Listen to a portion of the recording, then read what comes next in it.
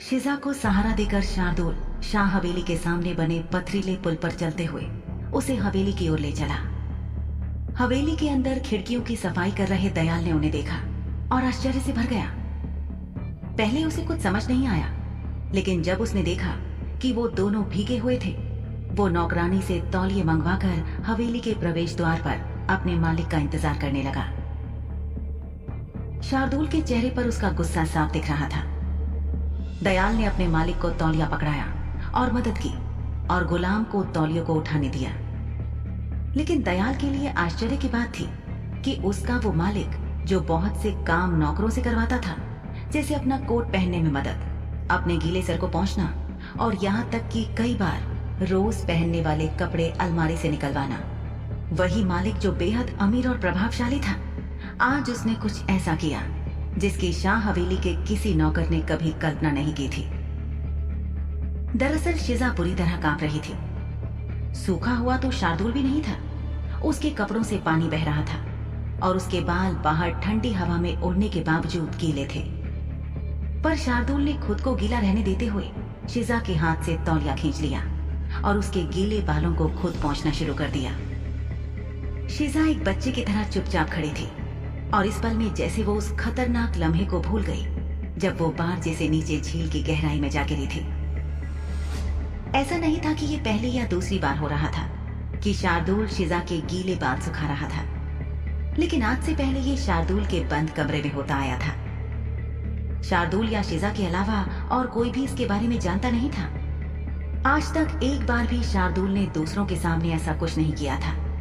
यही वजह थी कि शिजा के मन पर आज शर्मिंदगी हावी होने लगी। शिजा इस वक्त खुद अपने बाल तौलिए से सुखा सकती थी, लेकिन उसने खामोश रहना उचित समझा क्योंकि शार्दुल आज गुस्से में लग रहा था। वो उस शार्दुल शाह को देखने की अभ्यस्त थी जो अक्सर अपने चेहरे पर एक मुस्कान के साथ घूमता था, जो सबको सताता और परेशान करता रहता था। इस व्यवहार की अभ्यस्त नहीं होने के कारण शिजा थोड़ा सावधान महसूस कर रही थी। उसे लग रहा था कि जैसे वो एक नया ही व्यक्ति देख रही हो। हवेली का मुख्य खानसामा और शार्दुल का विश्वास पात्र नौकर दयाल इस वक्त जैसे सदमे में था। वो अपने आश्चर्य को छुपाने में असमर्थ था, जबकि उत्सुकता से दयाल के पीछे आ रही नौकरानी हैरान थी। शुक्र है कि आंखें चेहरे से जुड़ी हुई होती हैं, वरना नौकरानी और दयाल दोनों की आंखें अब तक फर्श पर लुढ़क चुकी होती। शार्दुल गुस्से में दहाड़ा, दयाल, सभी नौकरों को यहाँ इकट्ठा करो, अभी के अभी, घर के सदस्यों को भी। शार्दुल की गुस्से से भरी आवाज ने शिजा, दयाल और नौकरानी तीनों लोगों के दिल को झकझोर कर रख दिया। शार्दुल ने शिजा के बालों को तौलियों से रगड़ना जारी रखा। दयाल को नहीं पता था कि क्या हुआ था, लेकिन वो अपने मालिक का आदेश मानकर हवेली के कोने कोने से हर नौकर और नौकरानी को खुद बैठक में लेकर आया। उधर संदेश मिलने पर शार्दुल का पूरा परिवार भी एक एक करके बैठक में पहुंच रहा था। सबके दिमाग में एक ही प्रश्न था कि आखिर क्या हुआ है। परिवार के लोगों में से बैठक में सबसे पहले शार्दुल की सौतेली मां मलका जान पहुंची। उनके पीछे उसकी दोनों बहनें आईं। मलका जान ने शार्दुल से पूछा, क्या बात है शार्दुल, आज हमें अचानक इस तरह से बाहर आने के लिए क्यों कहा तुमने? शार्दुल के पिता अनुज राज शाह श्यामला से काफी आगे घने जंगलों में शिकार के लिए गए हुए थे। शार्दुल की सौतेली छोटी बहन सोहनी ने पूछा, क्या हम कुछ ढूंढ रहे हैं? लेकिन उसका सवाल अनुत्तरित रहा। शार्दुल ने कोई जवाब नहीं दिया। शिजा शार्दुल के पीछे खड़ी थी। उसने सभी नौकरों को देखा जिनके चेहरे से वो परिचित हो चुकी थी, और फिर शाह परिवार को देखा। शाह परिवार असमंजस में था कि उन्हें क्यों बुलाया गया है। हमारे पास सीमित संख्या में नौकर हैं, तो ये काम आसान होना चाहिए। शार्दुल की बड़ी बहन अवंतिका ने देखा कि शार्दुल और शिजा दोनों के कपड़े गीले थे। वो बोली, ये सब क्या चल रहा है शार, कुछ बताओगे? शार्दुल इस वक्त कोई बात करने के मूड में नहीं था। शिजा को गहरे पानी में धकेला गया, जबकि उसे तैरना भी नहीं आता था। वो इस बात से खुश नहीं था कि उसकी पालतू में अपनी रुचि को कोई कितने भयानक स्तर तक ले गया था। उसने वहां खड़े लोगों को अपनी आंखों से खंगालते हुए पूछा, मेरे कमरे में किसने कदम रखा? शार्दुल के सवाल पूछते ही शाह हवेली की शानदार बैठक में मौजूद लोगों में से किसी एक के दिल की धड़कन अचानक बहुत तेज हो गई थी। इस बात की वजह से शार्दुल के लिए उस व्यक्ति का पता लगाना बहुत ही आसान हो गया था जिसने इस काम को अंजाम दिया था। शार्दुल को यह पता लगाने में वैसे तो 1 मिनट से भी कम समय लगना था कि किसने ये घटिया काम किया था, लेकिन सभी को बाहर बुलाकर बैठक में इकट्ठा करने के पीछे कारण ये था कि शार्दुल सबके सामने एक ऐसा उदाहरण स्थापित करना चाहता था कि कोई भी दोबारा ऐसा कुछ करने की हिम्मत ना करे। शार्दुल सबको बारी बारी घूरने लगा। उसने अपने परिवार के सदस्यों पर नजर डाली और फिर वो अपने नौकरों और नौकरानियों को गौर से देखने लगा। आखिरकार शार्दुल उनमें से एक नौकरानी को खींचने के लिए आगे बढ़ा। शार्दुल ने उस नौकरानी से कोई सवाल नहीं पूछा और ना ही एक और लम्हे के बीतने का इंतजार किया। डरी हुई नौकरानी को खींचकर शार्दुल ने उसके सिर को उसके शरीर से तोड़कर अलग कर दिया।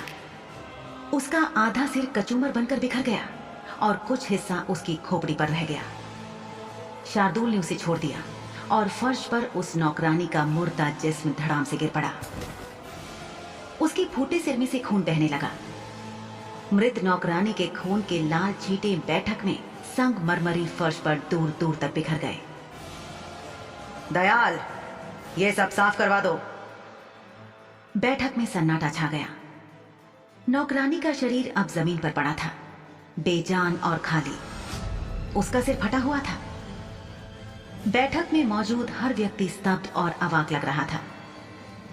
मौत एक ऐसी चीज थी जो बंद दरवाजों के पीछे घटती थी और ज्यादातर घर इसे इसी तरह रखना पसंद करते थे, लेकिन शार्दुल को चीजों को छुपा कर रखने में कोई दिलचस्पी नहीं थी। एक उदाहरण सबके सामने रखा जाना जरूरी था और शार्दुल को यकीन था कि ये सभी को उनके दायरे में रखने के लिए पर्याप्त था। अवंतिका ने अपने भाई से सवाल पूछा, शार्दुल, तुमने नौकरानी को क्यों मारा? पूरी शाह हवेली में एकमात्र अवंतिका ही इतनी साहसी थी कि अपने छोटे भाई से सवाल कर सकती थी, और ऐसा इसलिए हो सकता था क्योंकि शार्दुल उससे कुछ साल छोटा था। क्या आपने मेरा सवाल नहीं सुना था? हाँ, सुना। अवंतिका ने अपने चारों तरफ नजर डाली और सभी नौकरों को अपने काम पर वापस जाने को कहा। दयाल सभी नौकरों को फौरन अंदर ले गया। सब नौकरों के जाने के बाद अवंतिका ने शिजा पर नजर डाली। वो बहुत डरी और अचंभित लग रही थी। कोई भी होगा, जिस तरह से शार्दुल ने नौकरानी की हत्या की थी, वो किसी व्यक्ति के लिए एक सभ्य और त्वरित मौत नहीं थी। ये सीधे सीधे जघन्य हत्या थी। मलका जान ने इस वक्त तक अपना संयम वापस पा लिया और यहां उम्र में सबसे बड़ी पिशाच होने के नाते उसने पूछा, ये सब जो अभी हुआ, इसका क्या अर्थ है शार्दुल? मैं भी यही पूछना चाहता हूं कि आखिर ये सब जो हुआ उसका क्या मतलब है? उस नौकरानी ने शिजा को झील के पानी में धकेल दिया। किसी की इतनी हिम्मत कि पहले तो मेरे कमरे में प्रवेश करे और फिर मेरी किसी चीज को नुकसान पहुंचाने की हिमाकत भी करे। सजा मिलनी तय थी। शार्दुल बेटा, इसका मतलब ये नहीं है कि तुम उसे यूं सबके सामने ही मार डालो। तुम्हें पता भी है कि अब क्या होने वाला है। मैं ये जानता हूं कि जो मैंने किया उसे एक चेतावनी कहा जाता है। आपको मुझे संरक्षण देने की या मेरी हिफाजत के बारे में सोचने की कोई जरूरत नहीं है। वैसे भी ये ऐसा कुछ नहीं था जो आप में से किसी ने आज से पहले ना किया हो। यहां हमने अच्छी खासी संख्या में लोगों को मारा है। अगर आप लोगों की याददाश्त को जंग लग गया है तो मैं याद दिलाने में आपकी मदद कर सकता हूं। मलका नहीं बोली, लेकिन उनकी बेटी सोहनी फौरन बोली, और इस सब के पीछे की वजह आपकी गुलाम है ना? क्या आपको नहीं लगता कि बात अब हद से आगे बढ़ती जा रही है? आप एक नौकरानी से भी नीचे के दर्जे की गुलाम लड़की से ज्यादा नहीं जुड़ते जा रहे हैं। वो एक गुलाम है शार्दुल भाई, ये मत भूलना। सोहनी ने शिजा पर एक नजर डाली। उसके कंधों पर अभी भी तौलिया था। सोहनी ने अपनी राय व्यक्त की, मुझे तो साफ दिख रहा है कि आप इस गुलाम से भावनात्मक रूप से जुड़ते जा रहे हैं। उस वक्त और हालात की सामाजिक संरचना में कोई भी सामान्य पिशाच भी एक ऐसे व्यक्ति के प्रति संभावित लगाव के बारे में तुरंत मना कर देता था जो खाद्य श्रृंखला की सबसे निचली स्थिति में था। कोई भी इसे पूरी तरह से साफ नकार देता। विशेष रूप से एक उच्च प्रतिष्ठित परिवार के संबंध रखने वाला पिशाच तो कभी ऐसी बात को नहीं मानता, क्योंकि उच्च समाज में प्रतिष्ठा का मतलब सब कुछ था।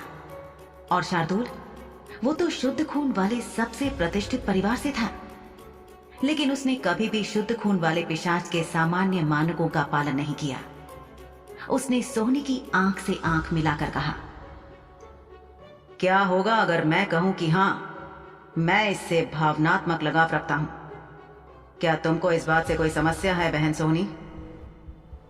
सोहनी शार्दूल से साफ साफ इनकार करने की उम्मीद कर रही थी, लेकिन शार्दूल के सहमत होने के साथ ही उसने कहा, क्या आपको यकीन है कि आपको इस बात को स्वीकार करना चाहिए? ये तो सोचिए कि आप एक गंदी गुलाम के बारे में बात कर रहे हैं, जिस पर गुलामी की मोहर और गुलाम खाने का ठप्पा होगा। इतने में मलका जान बोली, शार्दूल, बोलने से पहले सोचा करो। तुम्हारे कामों से न केवल तुम, बल्कि प्रत्यक्ष या अप्रत्यक्ष रूप से हम सब भी प्रभावित होंगे। ऐसी सरफिरी बातें कहकर शाह परिवार के नाम पर कीचड़ मत उछालो।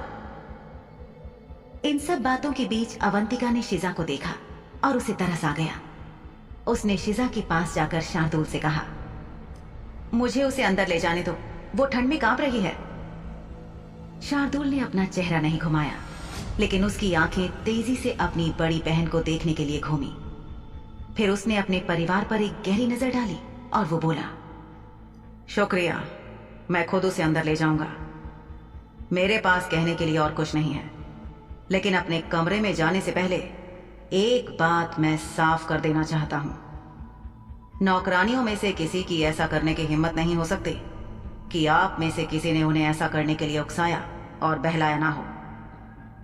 उनमें से कोई भी ऐसा करने के लिए पर्याप्त बहादुर नहीं है, और यही बात मुझे आश्चर्यचकित कर रही है। नौकरानियां ऐसा नहीं करेंगी। किसी को धक्का देना तो बहुत दूर की बात है, वो अपनी मर्जी से घुसने की हिम्मत भी नहीं करेंगी जब तक कि आप में से किसी ने उन्हें हिम्मत ना दी हो। तो अब मुझे ये जानना है कि आप में से किसने नौकरानी से शिजा को बारजे से नीचे धक्का देने के लिए कहा था? शार्दूल ने अपने परिवार के हर एक सदस्य पर एक नजर डाली। शिजा, जो चारों ओर हो रही हर चीज से बहुत चौंक गई थी और अपने गीले कपड़ों के कारण ठंड में कांप रही थी, उसने शार्दूल के आरोपों को सुनकर उसकी तरफ देखा।